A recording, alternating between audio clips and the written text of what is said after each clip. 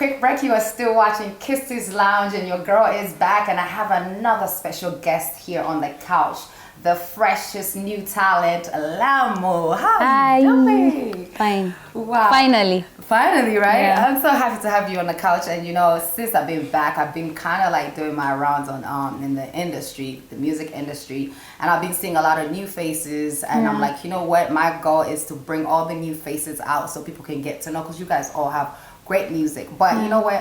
Here on Kisses Lounge, we always have a segment called Real Talk, which is where we talk about issues that are serious, you know, important issues that affect a lot of people out there, you know, because we wouldn't do it any justice if we don't talk about issues that matter a lot to the people, especially in this time that's going on right now. And today, I would like to talk to you about tribalism here in Uganda, because Uganda, I feel like there's a lot of things that have been buried as far as, you know, how is tribalism here in Uganda. And the reason why I decided to talk to you about this, because when I see you, you don't look like a typical Ugandan girl. Yeah. So, which leads me to, what are you mixed with? What is your formation as Lamu? Because I know you don't look like a typical Ugandan girl, and I don't want to be, you know, like discrimination or anything. I just want to, you know, what are you mixed with? Well, I'm very, very, very mixed, like Katogo mixture. But in Uganda, my great-grandmother actually was Muganda. Okay. From Chigungu. Okay. So if we're talking about being Ugandan, it's mostly because I was born here. I was born in Soroti. Okay. I'm not Iteso though, but the Ugandan side, if we're talking about bloodline, it comes from my great-grandmother. Okay. And she was a Muganda. Okay. But I'm very mixed. Dad is Tanzanian, he's also mixed, Mommy is also mixed, so you're a mixed, like you say, Katogo. Yeah. So now, growing up here in Uganda, and you say you were born here, here in Uganda, you know, of course, like I say, you don't look like a typical, you know, Ugandan girl. How has that affected you in any way, especially like in school? You know, you have different hair. Has that affected you at all, or has it been okay or a good thing? Or what has it been like being different, but you also classify yourself as a Ugandan? Yeah. I would have to talk about that. You mentioned that about school and if it was good or bad. I will start with the good. Maybe it was good because I think we still have colorism going on all over the world, but especially in Africa, people are just starting to embrace the darker colors.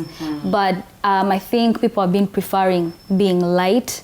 Right. And I think back in school, I was looked at different or special. Which to me might have been a good thing, but now looking back, it's a bit twisted. So in my school, we were not allowed to have treated hair, chemically treated hair. Exactly. So when my hair is not straight, it's really curly, it's really big, it's really curly. But I used to straighten it just to be able to maintain it in school, but it wasn't allowed. So I feel like that was unfair to the other students, maybe the other girls who wanted to treat their hair, but for me it was like special treatment. No one even used to ask me, is your hair treated? You need to cut it off. And teachers would walk into class and literally with scissors and cut other girls' hair off. Wow. So for me, being younger, it was like, yeah, it's cool, I'm different, I'm special. But now looking back, because I could have a kid who doesn't look like me, and what if they are the other girl in class whose hair is being cut off? So it's a bit unfair. So I would say that's what I've gone through. Something else, maybe a negative experience. I think people don't think I'm from Uganda. So sometimes I get some sort of anger from people. This happened maybe last year or 2 years ago. And it has happened before. I can't count how many times, but this is the incident I remember very much. I was in town and I was just walking, and I think this man, I think he was just angry. I was having a bad day, maybe he was hungry or something. He was going through the most. So he goes, "Go back to your country," in Luganda. And I literally stood there and I'm like, "Which country?"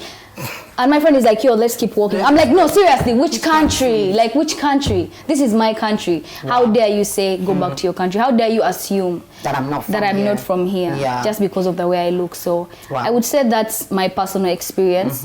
Maybe last but not least is getting my national ID, my passport also. you know, telling them, you know what, yes, my dad is Tanzanian, but I am Ugandan. I was born in Uganda. And to be a citizen, there's citizenship through birth, right? Birth, yes, it's a birthright. Exactly. And the fact that I grew up here, my whole life is here. School, everything is here. So I felt like it was unfair for them to say, no, I don't think you should get a passport. No, yes, my dad is Tanzanian. I'm not going to lie. It was so bad that I had to pretend that I didn't know where my dad was. Wow. Yeah, I don't know where my dad is, but I do know where my dad is. So to get my passport, I had to do that. I really hope that's not illegal. No. But it's my birthright. Even if you did that, and even if it was illegal, they're illegal for not letting you get a passport with a birth certificate from Uganda, because you're Ugandan by birth. Yeah. So they should automatically let you get your ID as long as you have a birth certificate from Uganda, because that's how it works in all other countries.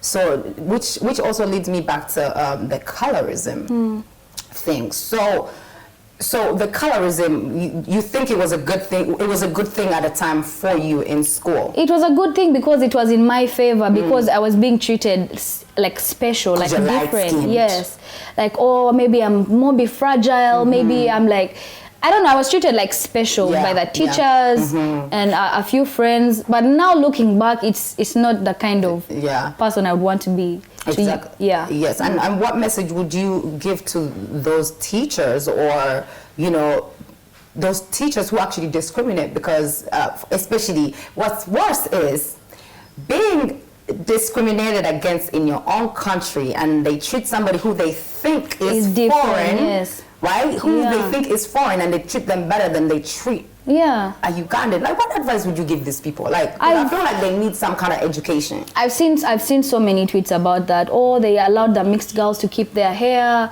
the Arab girls, the Indian girls, they let them keep their hair long, but they were making us cut our hair. But now we see people are like investing more in natural hair. Exactly. So I think people are changing, and also there's so many, like, I scroll down Instagram and I see so many pictures of like black girls, and they look so beautiful. So it's something now we are seeing different, that you find a white person wants to tan themselves to look darker. Exactly. So I'm glad that the views are changing, but in our school system, a lot has to change. And the students don't know any better, because our parents usually leave us in the hands of these adults. The teachers, yes. So we really learn a lot from them. Exactly.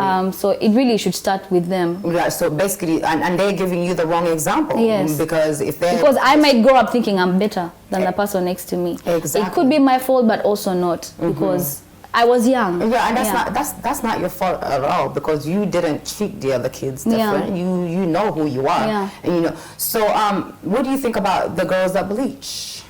And do you think it's because of how they grew up being shown that, you know, being a whiter skin is better? Like, what do you think about them? Yeah. So in my family, I'm actually the darkest. What, really? Yeah, my sisters are. My lightest sister is like pale white. So I felt like the dark one, and I felt like very different.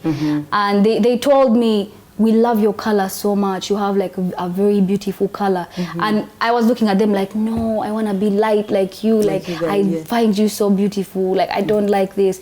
So I can't even imagine what it would take someone to change their color, because I have felt like I didn't like my color before, so I understand being in such a place. But to really change your skin and actually put chemicals in your skin. Everyone has a right to do what they want. If you want a bigger butt, you have the money, go for surgery, crack your nose, shape it the way you want, your skin. But for me, I'm not going to encourage. And if I ever like had a daughter or a sister who I knew was doing that, I would tell them how beautiful they are. I would try my best to remind them that, you know, it's not really worth it. But if you really want to do it, do it. But then these things are also dangerous. Exactly. I feel like we have melanin for a reason, and us just taking that away is not good. It's not good. Dear black girls, love your beautiful black skin, because I love my beautiful black skin. Yes. So guys, we're going to take a quick break. I'll be back with more Lamu.